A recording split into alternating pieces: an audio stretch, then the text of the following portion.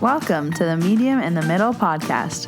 I'm your host, Stephanie, the Medium in the Middle.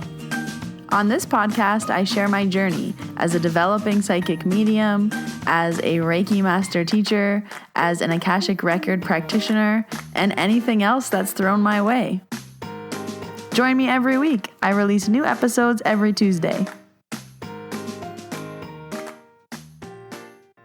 Hello, everybody. Welcome back. Welcome to the podcast. If you are new, welcome. If you are a middler, what's up? What's up? My name is Stephanie. I am the medium in the middle, and this is episode 114. So I'm excited to have this conversation on the podcast today. It is something that a Reiki student actually asked in one of my courses the past month. And I was like, ooh, this is a good discussion.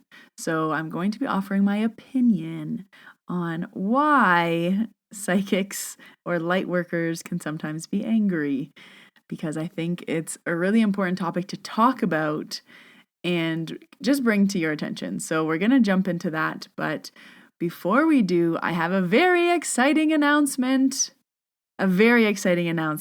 So a medium named Bree and I originally had a mediumship group reading in real life in Banff planned for February. And due to current events, we had to postpone it. We have rescheduled the event. So Mediums in the Mountains is coming back. It is being held in Banff on May 29th. It's a Sunday.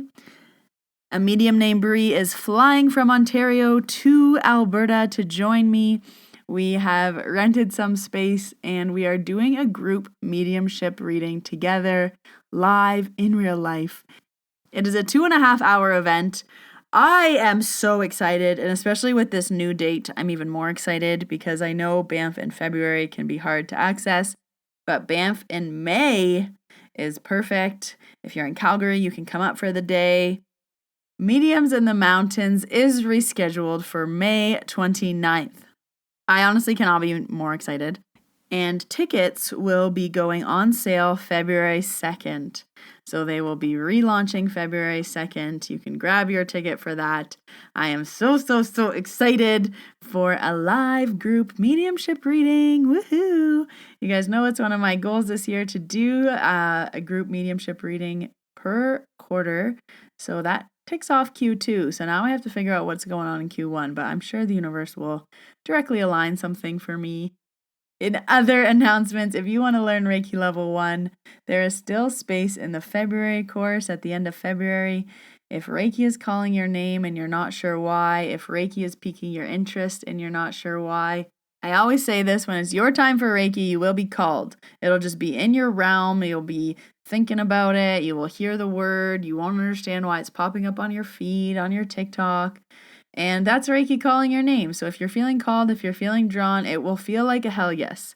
The weekend will just work out. That's how you know. So I will leave all the links down below for those in the show notes. But the tickets go on sale February 2nd. It's in the mountains. I am so excited. So for this week, I pulled 2 cards for you, the listeners. I always ask, what do the listeners need to know? And I wanted to pull a mediumship card today and a card from Kyle Gray's Angel deck. And it's interesting because I literally just got off a live where I was talking about manifesting money and I was talking about expanders and all of these things. If you want to hear the live, go check it out on my Instagram at Medium in the Middle. I love talking about manifesting money. That's all I want to talk about all the time. So long story short, I've been walking around thinking about how I can make $300,000 a month because 2 days ago I saw someone on TikTok who told me she makes that much money a month, and now it's in my realm of possibility. So the funny part of this story is when I was shuffling the deck to see what card we needed to hear, I pulled the card from Kyle Gray's Angel deck. I'm going to say this one first. Ask and receive. Ask and receive. And I was like, how perfect for this. So even though this card might be a direct response to my live that I was just talking about, I mean, I'm asking for $300,000 a month, and the Angel deck told me I'm about to receive it. So let's see what happens. Sponsorship, hello, anyone? Okay, nobody cares about that except for me. Let's go on to the card description. Ask and you shall receive. Your angel guide wants you to know that help is available. You are being encouraged to shift your perceptions and recognize that even in the most difficult of circumstances, a miracle is possible. I will repeat. A miracle is possible. Whatever miracle you need, it is available to you now. Eesh! Your angel guide is encouraging you to recognize that you may have been blocking support by saying no to the things you wanted to say yes to and asking you to change that now. When you begin to say yes to the experiences that light you up, you usher increased levels of support into your life. Ooh. Okay, I like this. Ask and you shall receive. And then from the mediumship deck, which I am really digging, I pulled the card Sitting in the Power, and I'm pretty sure I've pulled this card before. When learning to connect with the other side, it is essential that you make time to get to know your own spirit. If you randomly pulled this card, then Spirit is calling you to take time now and sit in your own power. It's time for you to consciously focus on your own inner light and tap into the unlimited spiritual power within you. Take a moment to close your eyes and imagine you're slowly and gently breathing in light. Allow that light to fill your physical body, letting it expand your own energy and aura. Continue to breathe in this simple manner, allowing some time to sit and be in the expansion of your own loving light. Keep it simple in the beginning as you develop this technique. Allow time to get comfortable with this practice. Notice whether you feel energy in certain areas of your body or chakras. Do you see images in your mind? Do you hear sounds or music? Moments of profound silence are to be expected and quite normal.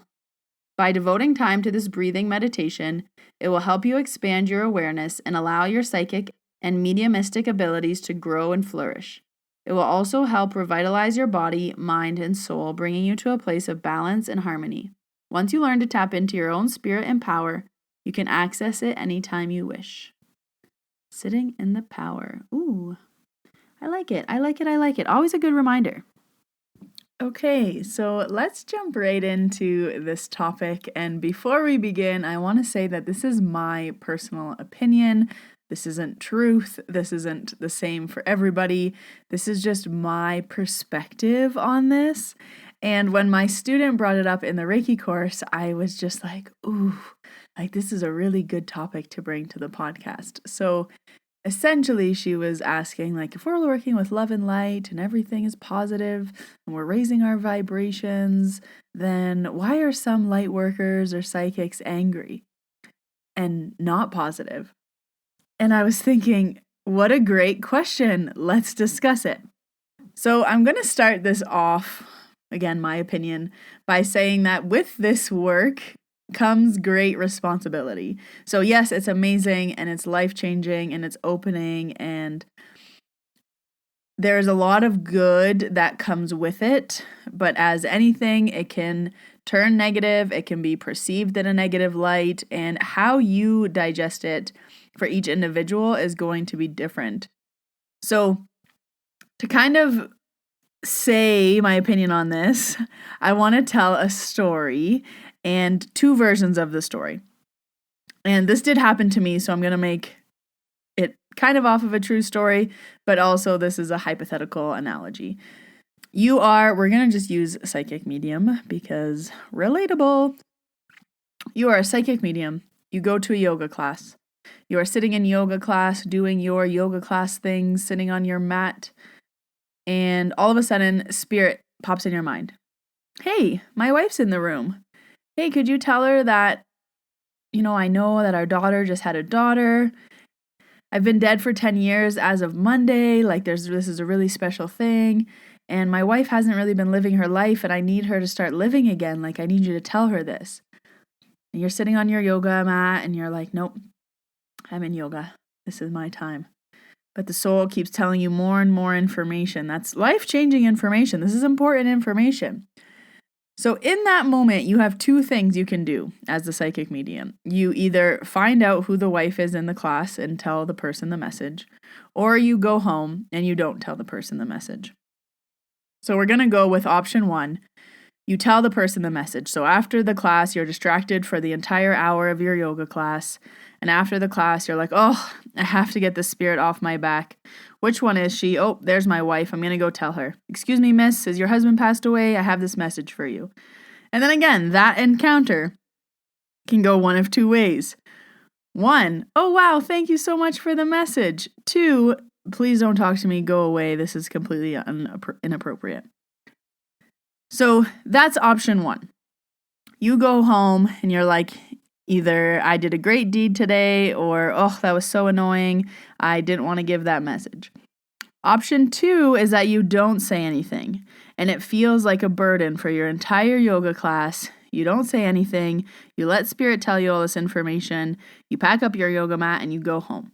Now, you can hold a lot of guilt for doing that. You can let it take over your yoga class. You can let it take away that time for you, but you chose not to deliver the message.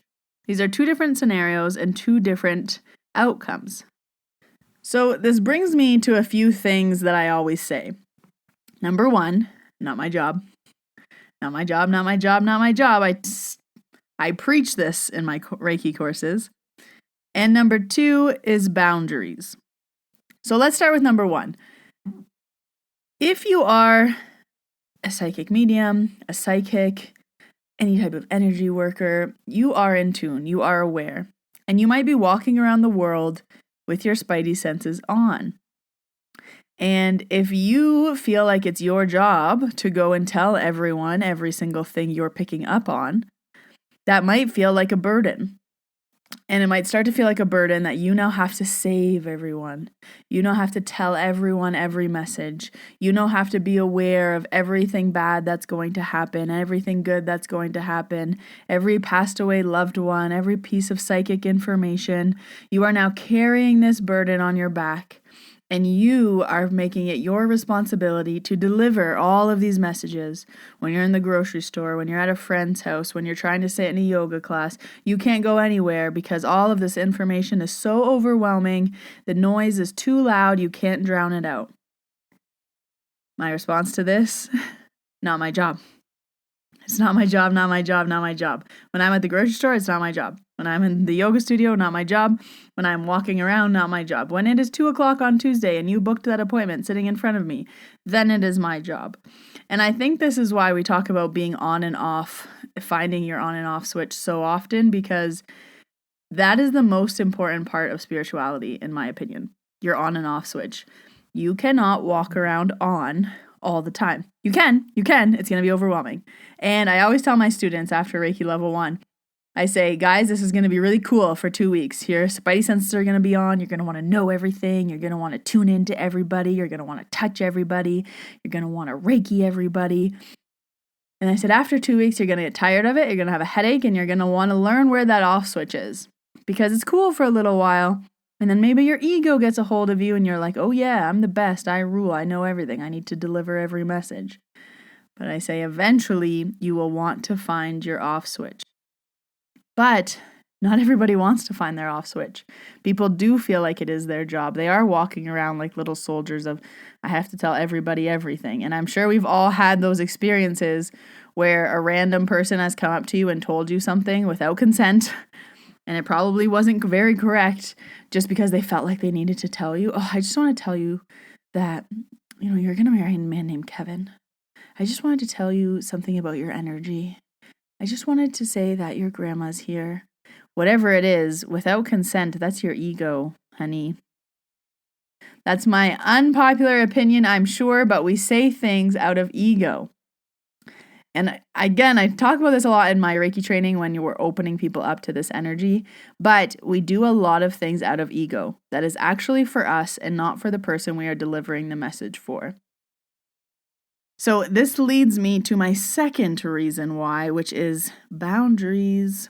I am constantly talking about boundaries. I am constantly talking about why boundaries are so important. And this is exactly why. Because without the use of boundaries and thinking that everything is your job, you will feel like you're sinking in the ocean. You will feel like there is mountains of work to do and you are the only one that can do it. There are thousands of souls that all have messages and you are the person that has to deliver them. There are hundreds of people with headaches and now that you have a Reiki, you need to cure and heal everyone. There are millions of things that people could be healing and doing better with, and you need to put on this weight onto your back and go out and heal the world and fix everything. Now, without boundaries and feeling like everything is your job and being in this work for years, you can become pretty bitter, pretty angry, pretty upset that people don't know what you know. People pretty discouraged. You can start to have a list of rules if people want to work with you. And I'm sure we all know someone where you can tell that they're an angry person, they're upset with this work, they feel burdened because their website will have pages of rules, how to book, what to say, what you can and cannot say, how to work with them, who they absolutely do not work with, what happens when you work with them. You will see lists and lists of rules. And these aren't just like booking policies. These aren't just boundaries. I'm sure when you come across someone like this, you will know. But yes, these are the angry psychics. These are the upset mediums. These are the people that let energy work take over their lives. These are the people who never shut off. And there are dangers to that. You can lose yourself. You can drown. You can feel like everything is your responsibility. Newsflash, nothing is your responsibility. Your soul, your lane, your path, your responsibility. Me, as a quote-unquote healer, which I hate that word, I am not here to heal everybody. It's not my job. If you come to me, if you have an appointment with me, if any of these things happen, yes, that's my job. I'm working, I'm of service. When I'm sitting at a dinner table, when I'm out and about at the grocery store, when I'm here and there, I am not constantly on. It is not constantly my job. So I wanted to bring this to the podcast because I think it's a really interesting perspective of why love and light doesn't make everyone positive. And my perspective, again, this is all just my perspective, my opinion, is that you can let it drown you. Too much of a good thing can let it affect you in a negative way. And that's why I and a lot of other people constantly are preaching that we live our lives off, except for when we're working. Because again, it's cool for the first little while to be on all the time, and then you realize you can't live a human life experience like this. And I am constantly reminding myself that I'm human. I'm constantly reminding myself that I'm here to live a human experience. I'm constantly reminding myself that I'm not meant to fix and change and heal and deliver every single message to every single person in the world. I'm one person, and my human experience is still my number one priority. When that isn't your number one priority anymore, things can get gray, black, dark, ugly, whatever you want to say. And my extended opinion on this is that is the ego out of control. Because without putting boundaries, without seeing what's your job, what's not your job, without saying no, without saying, boundaries up to spirit, that is your ego getting in the way, and you are not being aware of what you need personally, what you don't need. This is why I'm very, very clear with no spirits in my house. Spirits can't bother me when I'm sleeping. I don't care what the message is. I genuinely do not care what your message is. My sleep is sacred. Because for my human experience, I need to wake up and have a full day tomorrow. I work. I have things to do. If I'm up talking to spirit all night, how is that going to leave me? Now imagine you're sleep deprived for 7 days. Now imagine you're sleep deprived for a month. Now imagine you never sleep because spirit wakes you up all the time because you have no boundaries.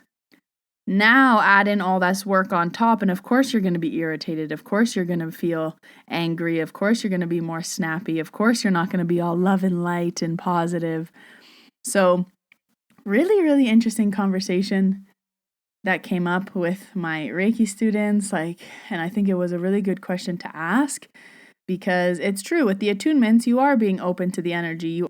Your vibration is being brought higher. You are being raised, but that doesn't equal positivity. That doesn't mean you're the happiest human in the world. That means you're a human that's doing the work. That means you're a human in the trenches. That means you're working on your own stuff. It's not always positive. But that to say, it doesn't also mean that you need to be sinking in the ocean. So I thought that was a really interesting conversation to have, and it was a really nice perspective as we are in level 1 and we are opening everyone's crown and giving them these attunements and raising their vibration and teaching them about energy, for someone to be like, hey, wait, hold on. Why is it not always love and light? So yeah, that's my perspective on it. So just a reminder to set boundaries if you're having trouble with this. And not everything is your job to do. Not everything is on your shoulders. You don't have to carry the burdens of the world. Just be mindful of what you have the bandwidth for, what you're capable of, what you're willing to do, because everything will fall in line with that. And if things are feeling heavy, put things down. Boundary up. Be aware of what you need. Be aware of what you don't need. Be aware of your own human experience. That's really, really important. Like, really important. So that's what I want to talk about today on the pod. I hope you enjoyed this conversation. Maybe got you thinking a little bit. And if you are an iTunes user or a Spotify user, I would love and appreciate a rating and a review. It really helps me out in the podcast world.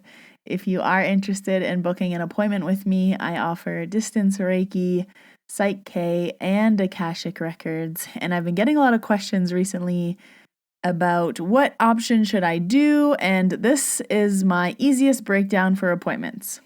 If you want healing, do Reiki. If you want answers, do Akashic Records.